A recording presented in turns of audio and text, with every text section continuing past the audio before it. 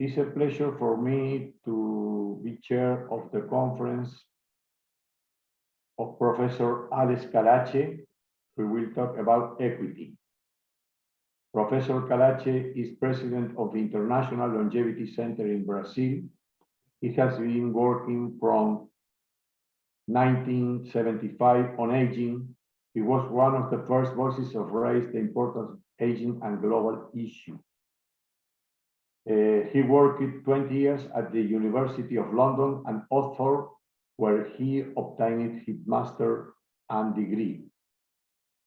From 1995 to 2008, he directed the WHO Department of Aging and Health. He worked in active aging policy framework, age-friendly city movement, and he loved and he's a passionate of right of older people. Please, Alex, we listen to you. My dear friends from the International Association of Geriatrics and Gerontology, it is a real honor to be invited to give this plenary session. I thank the organizers, in particular the scientific committee, and my dear friend, Professor José Ricardo Jauregui. It is an honor not only to invite me as keynote, but also to consolidate a series. After all, I am a veteran at the Congresses of Gerontology.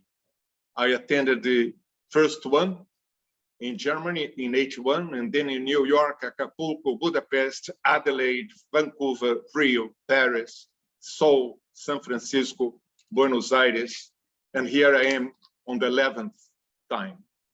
I also show my appreciation to another good old friend, Miguel Alcântara, for being the chair of the session. The theme is inequity. And it is impossible to approach this topic in 2022 without making reference to what we have just gone through and are continuing to, because the pandemic has not finished. It's just giving us the opportunity to get our house in order, or it will strike again. The pandemic is not over. Caution. And perhaps we have not learned much from the lessons it has already given us. What should have been a triumph of science has been ignored by obscurantism. So obscure what we have gone through. And examples are from throughout the world. It is unfortunate. Science illiteracy, health illiteracy has killed hundreds of thousands, if not millions, throughout the world. In particular, the old, the poor, women, racial minorities, be the Black, where they are minority. In my country, they are considered to be minority. In fact, 56% of the Brazilian population is Afro-descendant. Indigenous people, immigrants, especially if they are illegal. People with limited access to services. And they continue to kill. It's enough to be reminded of the African population in sub-Saharan Africa without access to vaccine. The highest rate is around 10%. They are brewing subvariants, and in this globalized world, we may end up being again the victims. And this has a name: inequity. Now, you of course focus on the example of my country. 4 or 5 times more poor people, Black people, indigenous people, those living in the periphery, in our favelas, 4 or 5 times more likely to die from COVID than those that live in the so-called residential areas. My friends, this is obscene. And also what has been behind. I take the example of my home city, Rio de Janeiro. We had built 7 field hospitals, 7.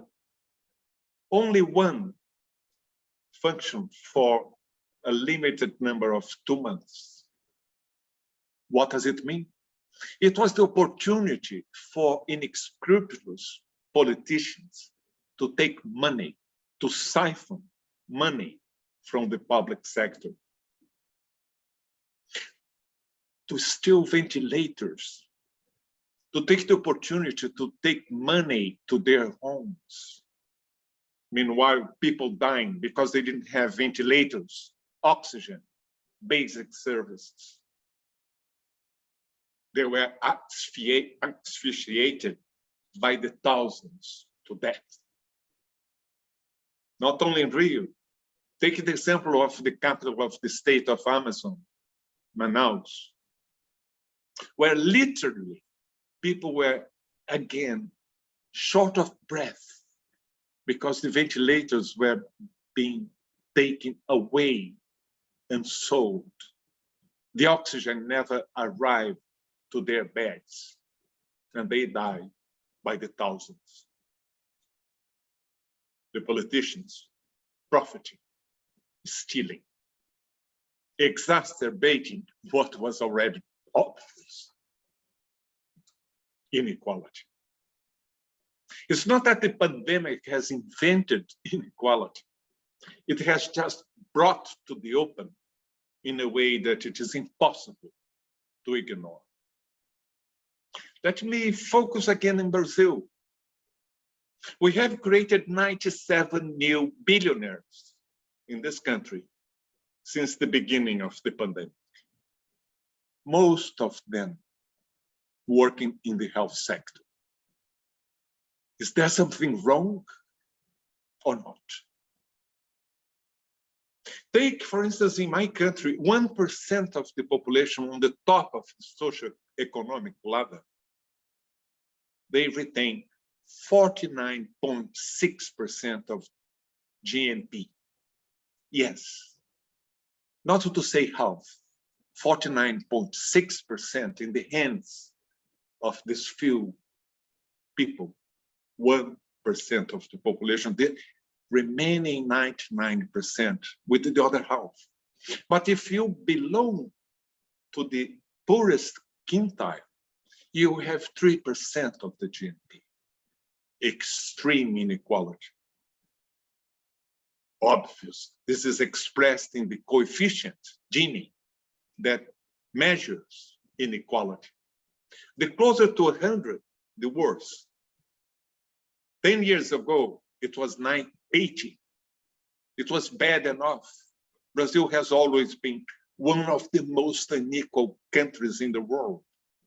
But 10 years later, last year, it has risen to 89, from 18 to 89, in 1 decade, getting worse. But we are not alone. Inequality is in the increase worldwide. Take another example in my country. 56% of the population live with food insecurity. They don't know if tomorrow they will have the quality or the quantity of food they need and aspire. And yet, in this past decade, Brazil has always been in the league of the 3 most important food exporters in the world. Agrobusiness. They don't create decent jobs. They just create profits for their CEOs, for their owners.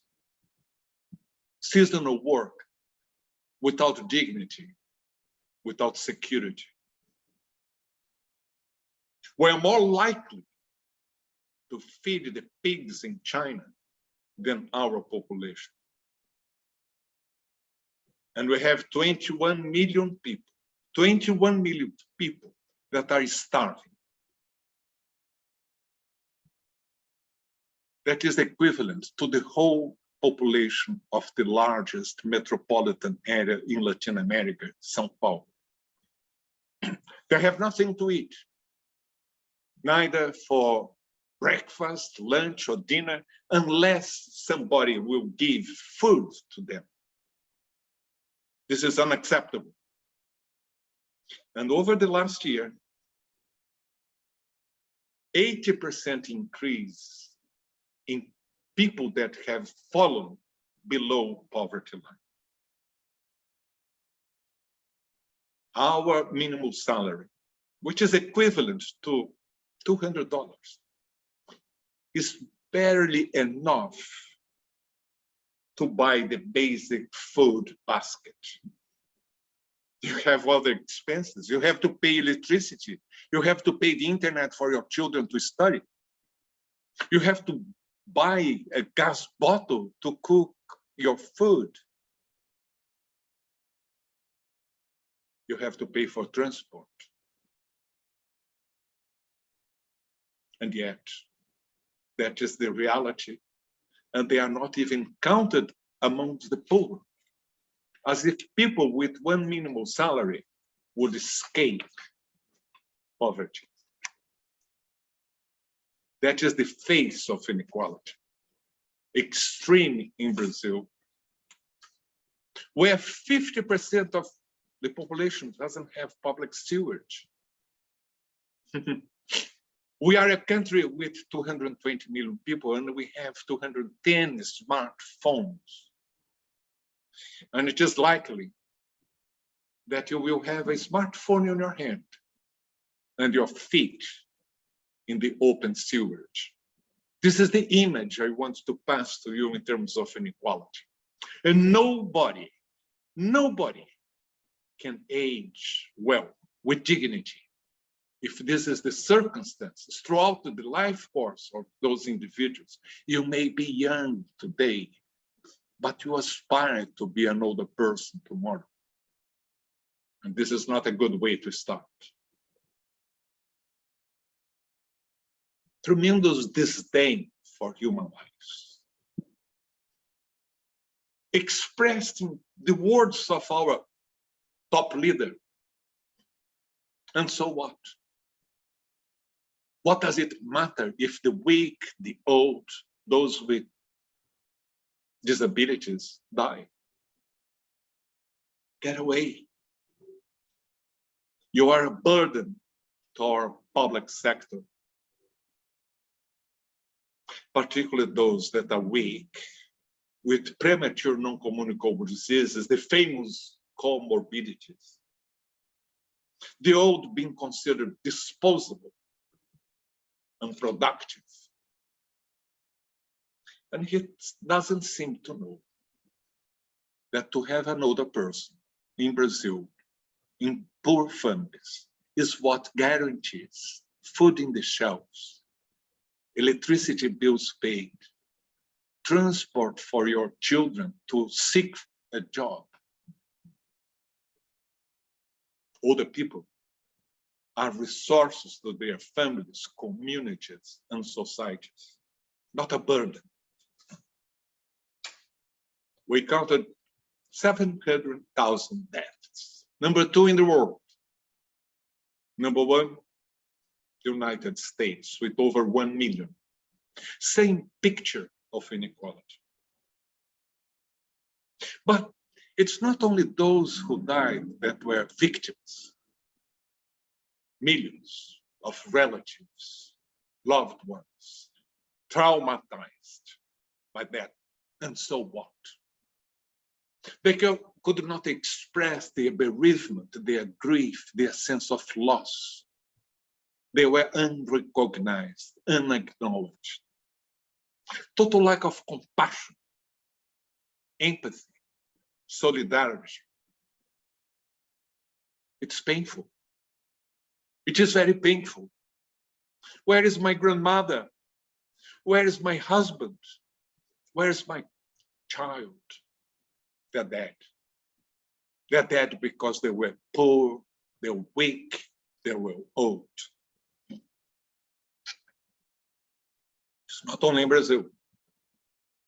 It's enough to think of what happened, especially at the beginning of the pandemic in rich countries. France, Spain, in Italy, in the United Kingdom, in the United States, in Canada. Older people dying in home care facilities, in residential care, like flies, to the extreme of corpses side by side that people that were still alive. When firemen arrived at those premises, that is what they found. Side by side, a dead person 3-4 days after that, and another person agonized. Where is the dignity? How can we talk about equality if those were the circumstances? 83% of those who died in Canada were residents in residential care facilities. It's also painful for those providing care. Unacknowledged, this army of health professionals and those also who work in the social care, in the front line, exposing themselves, but without the support, especially emotional, especially recognition for all their sacrifices. This is also called inequity. It reminds me of the classic dystopic novel by Albert Camus, The Plague, where he describes that trading town in Algeria in 1849, and the plague arrives. But they live on commerce, so they deny. They don't want the cities around to know that there is plague there. But the reality is very different. Soon, the trading cities around discover that there is plague there, and they encircle that population. And very quickly, the emotional and the physical resources of that population start to suffer. And there they die. Little by little, suffering, denial is not the answer. But it is clear too that Camus was describing not only a biological enemy, he was also warning us of something different, the dangers of authoritarianism, of governments that don't look at the interests of their populations in the name of profits. Profits first. It doesn't matter if people are suffering. It also reminds me of another dystopic novel, George Orwell, 1984.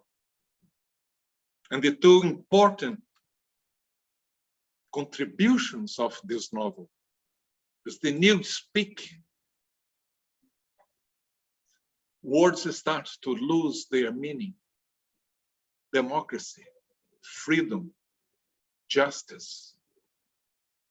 Newspeak that precedes fake news that we have seen growing towards the world, feeding inequality. But George Orwell also creates the powerful image of the big brother. I'm watching. You behave, or we'll get you.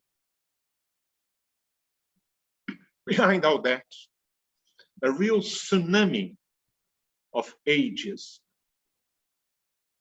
This word was coined by Bob Butler, in my opinion, the most influential gerontologist of the 20th century, my mentor.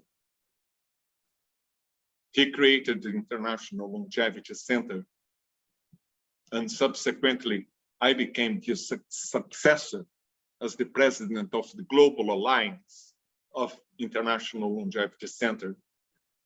And I have the privilege of being the president today of the ILC Brazil.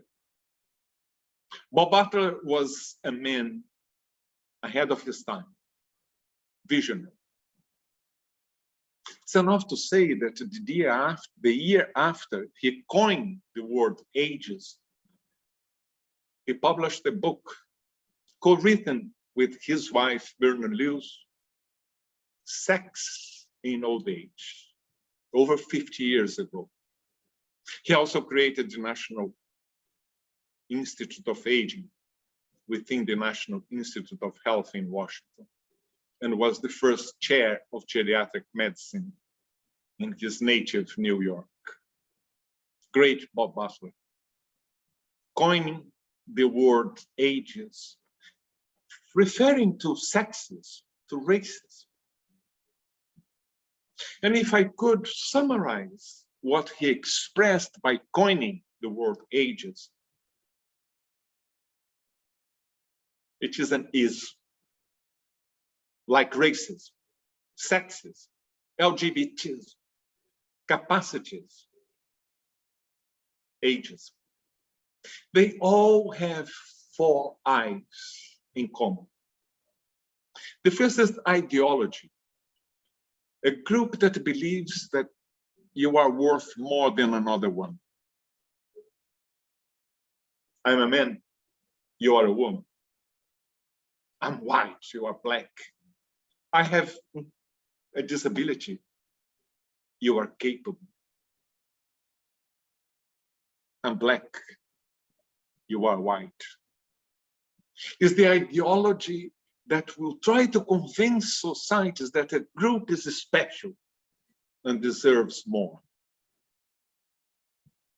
The second I, if that is what you believe, that is your ideology, you will institutionalize that ideology. I'm not going to promote you, you're a woman. I'm not going to give you a job, you're old. I'm not going to give you education, you're black. I'm not going to give opportunities, you have a disability. It's always the ideology that will be operationalized by institutionalizing the second I, that ideology. Then comes the third I, interpersonal. Little jokes, all that can diminish your self-confidence, your self-esteem, bullying.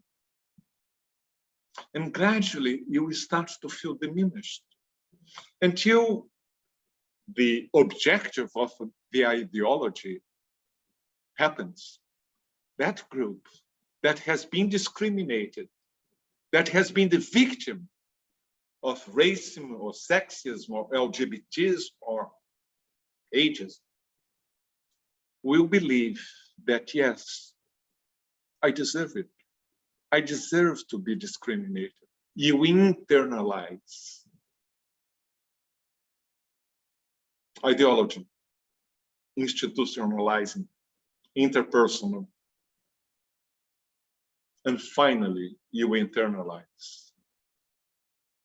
But anywhere in the world, in any country, where you have the fifth I, inequality, this will provide plenty of opportunities for all these isms to be powerful and to feed into the minorities that will suffer as a consequence. Let me remind you of what Angela Davis, the leader against racism in the United States, once said. It's not enough not to be racist. We need to be anti-racist. It is not enough not to be ageist. We need to be anti-ageist. Old people and young people alike There is something that is perverse, but it is universal. Other isms are not universal. You are either a woman or a man. You are either heterosexual or gay or lesbian. You are either black or brown, or you are white. You may have a disability or not, but we all aspire to be old. You may be young today, but if we don't stamp out ages, you will be the victim. And this victimization is waiting for you. You may be the most powerful CEO in the world, but you reach the age of 80 and you'll be a victim of ages. Or you may be a poor person living in a favela, black, disabled. You are equally likely to be the victim of ageism, except that it's even more powerful. Because if you are rich and powerful, you can minimize the effects of that ism, of that ageism, with your power, monetary, financial. Isn't it, Miss Silva? Rita, you are black, you are poor, you live in the periphery. Nobody has cared to provide you with education. You work throughout your life, providing care to others, and now you reach old age and you don't know who's going to look after you. Yes, Rita, you are the victim. And for you, the expressions and the translations of ages are far worse. For all these reasons, we're not going through a pandemic. It is a syndemic. Syndemic. In the same way that we have the word syndrome. If you have fever, if you have muscular pain, headache, if you have running nose, you have flu. It is a combination of signs and symptoms that are overlapping, and then you call that a syndrome, flu syndrome. What we are seeing throughout the world is not a single pandemic. It is the overlapping of many signs and symptoms, perverse, complicating each other. And maybe the coronavirus pandemic is just a rehearsal. Others may come. It is enough for us human beings to continue to treat Mother Earth the way we are. I remind you, Mother Earth is committed to life, not necessarily human lives. If we wanted to destroy ourselves, it's enough to continue to behave the way we are. Irresponsible, killing the ecosystem, decimating what Mother Earth has given us. And Mother Earth may have surprises to us. Other viruses, other biological weapons that are lurking behind the corner, just waiting and take us by surprise, just like the coronavirus. Let us continue to destroy the environment. Let us set fires in the Amazon. Let us ignore global warming. But don't be surprised with the result. I have given examples from my home country. I could give many more examples throughout the world. I will focus on the United States, the richest country in the world, with millions without access to care, to health care. The median family income in the United States in 30 years from 1970 to year 2000, rose at a rate of 1.3% a year. Since then, since the beginning of the century, it has dropped by 0.3%, from 1.2 to 0.3% a year, a period of stagnation. Household income in 2020 was $74,000. If it were not for this stagnation, it would be today 87,000. But who has suffered? Not the rich, not those at the top. They continue to increase their income year after year. The poor have suffered. The gap has increased. I have told you that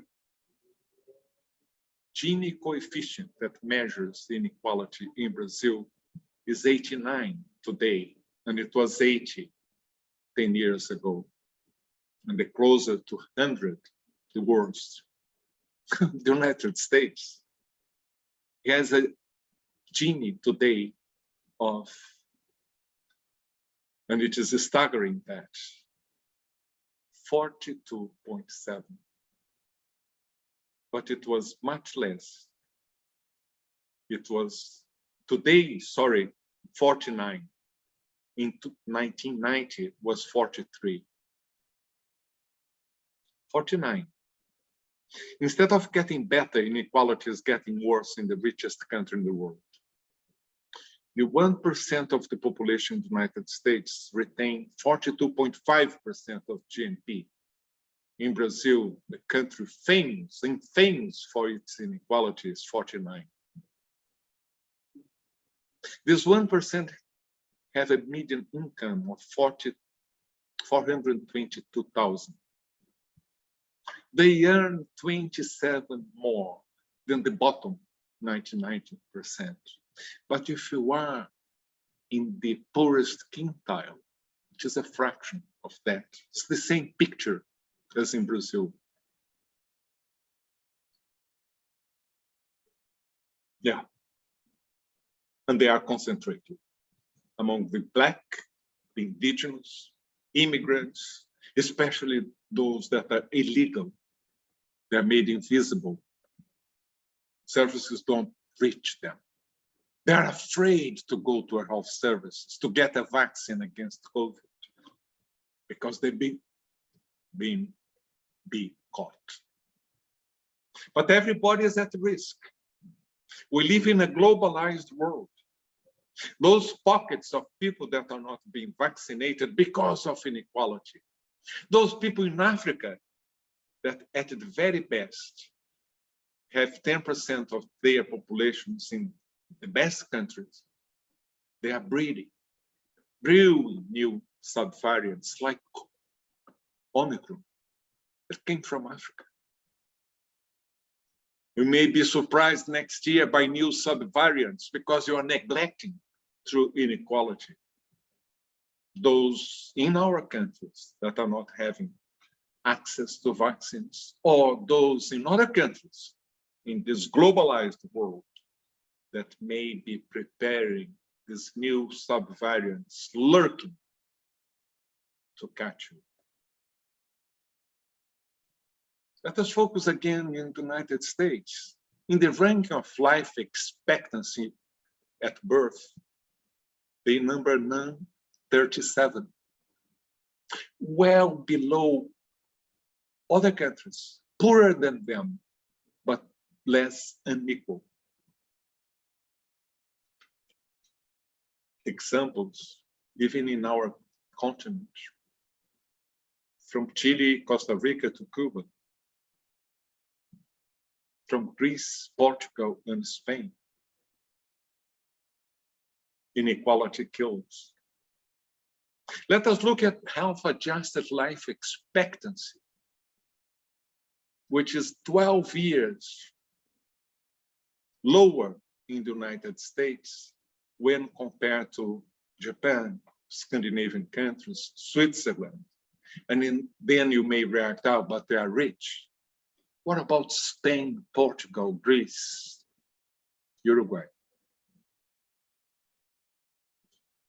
Health-adjusted life expectancy in the United States is only 2 years above our level in Brazil, with our disparities, with our inequalities. There is something wrong with that health system. There is something wrong with that society. It's not only mine. Inequality is increasing worldwide. It would take 31 years for someone in Zimbabwe to accumulate as much money as an American with median income. I'm not talking about being rich. Median income. According to a study done by the OECD, which included 49 countries, a poor Brazilian today would take 270 years to reach median income, not to be rich, just to reach median income. Do you have 270 years to wait? Is that what we're going to tell young people today? Wait 10 generations, it will be all right. Maybe, maybe not. Because 270 years ago, the poor people in Brazil had a name. They were slaves, and their descendants, Black people, Afro-descendants in Brazil, have not reached median income. Inequity is like a hereditary disease. It passes through generations. Life course of inequalities results in premature age without quality of life. What prospects would young people today would have to age well if they don't have education, if they don't have the right services, if they don't have access to the basics? What prospects would they have to be good carers to their parents or grandparents if that is the situation in which they live? Reminding you of what the Ottawa Charter for Health Promotion, promulgated by WHO in 1986 in the city of Ottawa. Health is created in the context of everyday's life, where we live, where we work, how we go from A to B and Z, to public transportation, how we get entertainment, how we love. That is what creates health.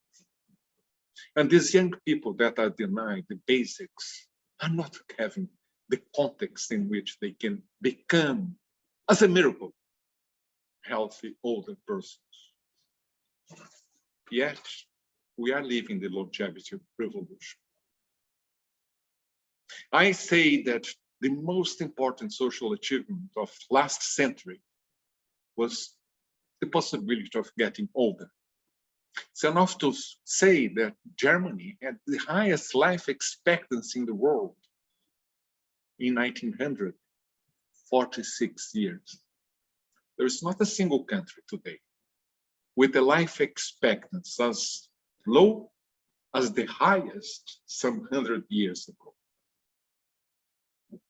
But in the same way that the biggest achievement, social achievement of last century was aging, the biggest challenge of the 21st century is to age in the context of inequality. But the century will be very different. Not only we have more and more older people, but also less and less and less babies, children, adolescents, young adults. Populations will shrink. I take the example of Brazil. We will reach the peak of our population in 2038. Many countries will be half their populations throughout these 100 years. like Japan, like Russia, like Germany, like other European countries. The only subgroup that will increase year after year within the next 8 decades are older people. By 2100, the largest populations in the world will be number 1, India, number 2, Nigeria with 800 million people, then China, which will be half the population it has today. Then United States, because it has the capacity to attract immigrants. Don't be xenophobic, because you will need these young people. And then Pakistan or Tanzania. You can imagine the political upheavals that will be created with the sub-Saharan Africa enlarging, and those people trying to escape poverty.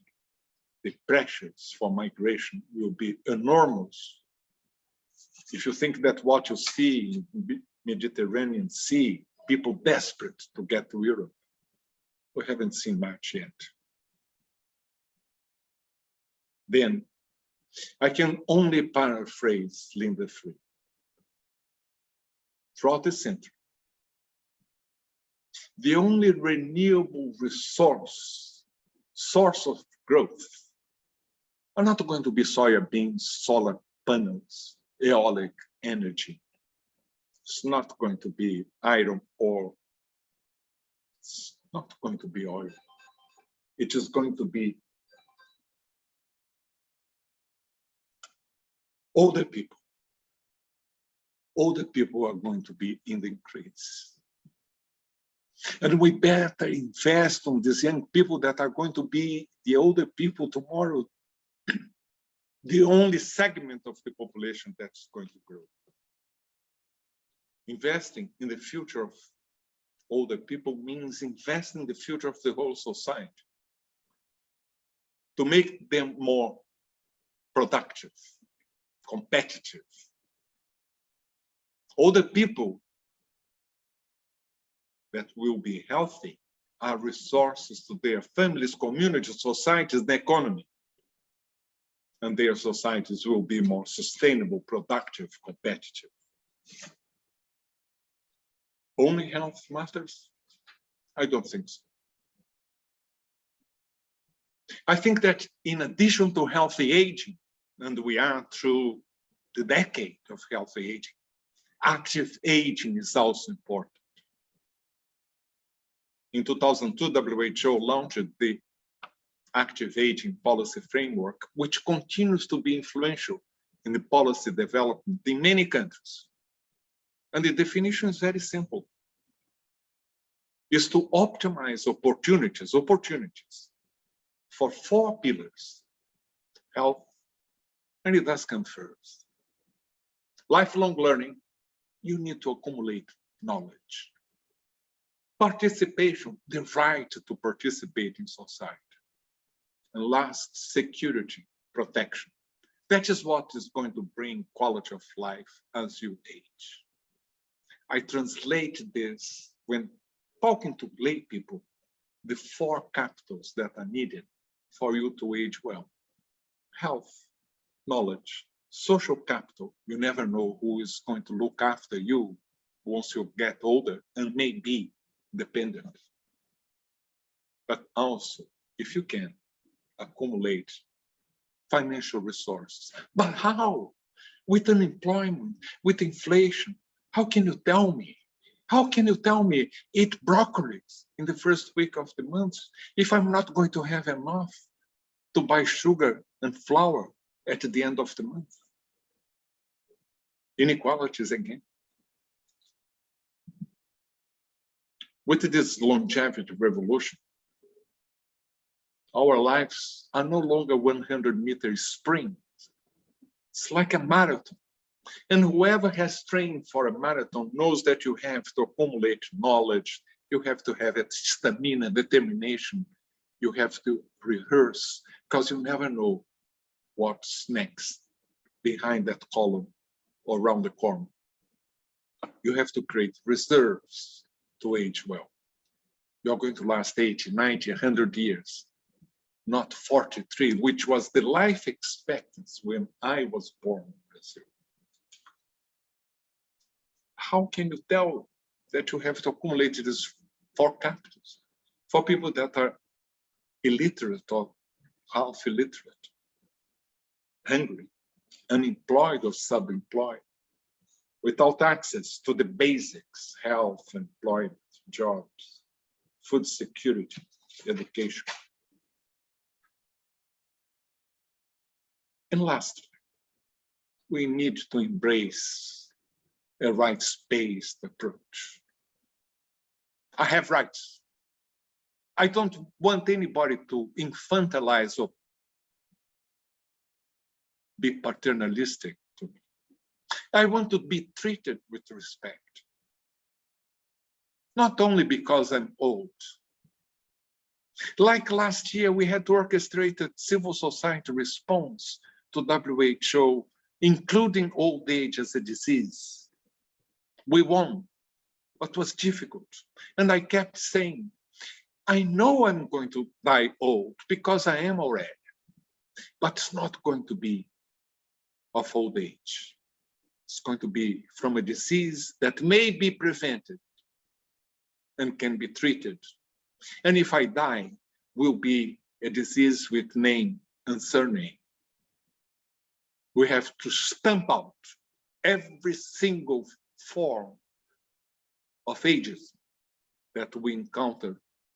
And this is not only for my benefit, it's preparing for aging of those that are young today and aspire to be old in the future.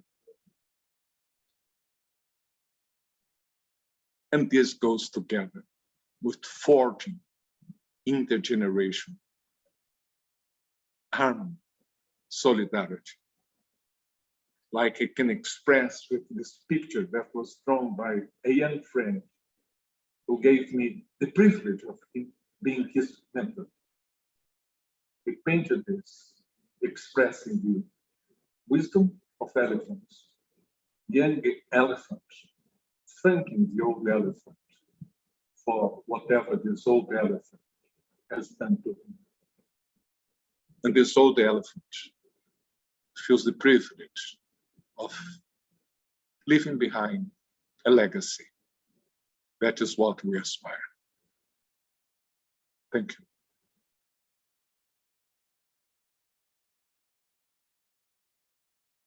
Okay, Alex, thank you very much for your exposition. It's very hard subject to talk about it.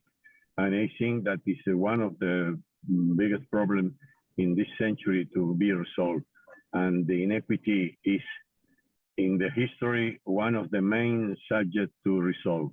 And I think in our countries, especially in Latin America, it's a very, very hard problem to be pointed in the agenda of the politicians and of the gerontologists to be resolved. Thank you again. I have no question for me, and there are no questions in the auditory, but I want to know if you want to remark anything more important to your conference. No, thank you very much for the invitation. It was an honor to be present at the Congress with a plenary chaired by my good old friend, Miguel. And I have to say, just to emphasize the main message, we are living the pandemic, which has not finished. And this pandemic has brought to the open another pandemic, which is inequity. It is here in the South, but it's also present throughout the developed world. Right now, I'm speaking from London, and we are seeing the disaster that more and more people, especially old people, are falling below the poverty line. If we don't solve this problem, we run the risk of turning the most important social achievement of the last century, which is aging, into a catastrophe for the next century. We need good public policies to respond to the longevity revolution. Thank you again, and thank you to the auditory, and we continue with the Congress. Thank you very much, Alex.